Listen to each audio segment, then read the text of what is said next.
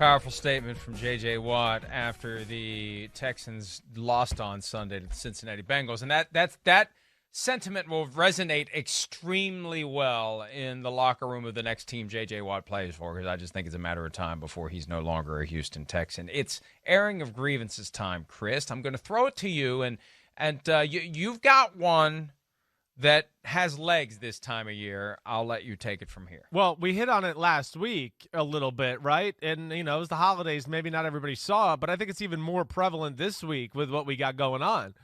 The race for the number 2 seed, I think that was one of the unforeseen circumstances, or, the thing that maybe the NFL didn't plan for.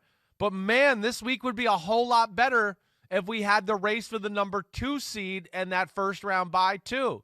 I mean, Pittsburgh and Buffalo wouldn't be talking about resting players right now. That would not be a conversation. They'd be trying to play, to have a real week off. And then, of course, only have to play 2 games. So I think that's one of those things where, it's disappointing. It really is, and even it hurts in the NFC. I know we still have those 3 teams towards the top there, but it would still add intrigue to know, okay, how does this shake out on Sunday? And which of the 2 out of the 3, the Saints, the Seahawks, or the Packers, get those first-round buys? That would be something there to that. So, again, I didn't love this 7-team playoff format. I did not love it. And this is one of the things I didn't really think of at the time. But, yeah, that bothers me. And, we're going to go to eight teams? And then what? Have more irrelevant games in Week 17? I mean, if we went to 8 teams, Mike, next year, which, or it's coming soon, we know, Arizona wouldn't be playing this week. That would take another game off the list. I mean, to me, again, I wish we can go back to 6. There's always going to be the scramble for the last spot, whether it's 4, 5, 6, 7, or 8. And in my lifetime, it's been 4, it's been 5, it's been 6, and now it's been 7 per conference. There's always a scramble for that last spot. That's always going to be there. You're just moving where it is. But when you take off the table the chase for the 2 seed and the bye week that goes along with it, you inherently make the process less interesting. And we've got this cluster in both conferences of 2 through 6, and nobody knows and nobody cares. There's too many moving pieces. There's too many moving parts. It's too hard to figure it out. Let's just see how it plays out. I agree with you. I'm reluctant to do so, but I agree with you. It's more fun when there's 2 byes. You've got more for the best teams to play for.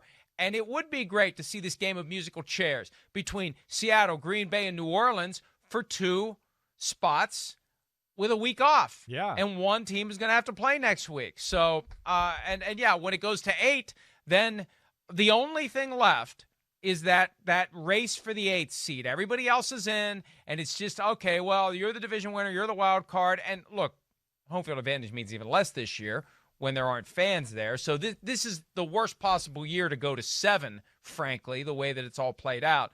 But it is something for the NFL to think about, because the playoffs at the top are less exciting. Yes. The race for the playoffs is less exciting than it's ever been, and that's because there's only 1 bye now instead of 2. Here's mine. Yeah. And this is a plea to everyone out there who covers the NFL. Just because you get a press release doesn't mean that you just vomit that press release all over your social media accounts or wherever, just so you can check the box and say you've reported something. Or for some people, I think there's a little mamu involved for the things that they promote when the press release rolls around. But yesterday, this idea that Russell Okung gets paid in Bitcoin got legs because Ian Rappaport tweeted he gets paid in Bitcoin. Except he doesn't get paid in Bitcoin. And Rappaport eventually tried to put the toothpaste back in the tube with this long, convoluted tweet that basically was saying he doesn't get paid in Bitcoin. And he doesn't get paid in Bitcoin. He gets his money into an account, right, just like anybody else, and he buys Bitcoin with it. He's not being paid in Bitcoin. And it was a ruse by whoever it is that wants people to go out. And this whole Bitcoin, look, I gladly don't understand it, because in my gut, it tells me it's one big pyramid scam. That's what it is. And somebody's getting screwed when they buy Bitcoin.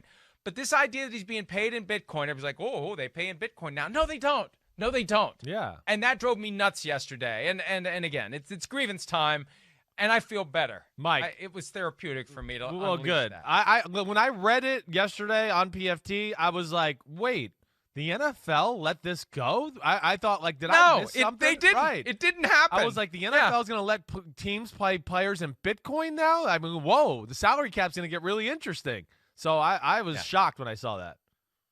It was all false. It was all fake. And it was all calculated to get people to think that Bitcoin is some bigger deal than it is. So they'll go buy Bitcoin, and the value goes up and up and up. And then you get out and let the suckers who got in late hold the bag.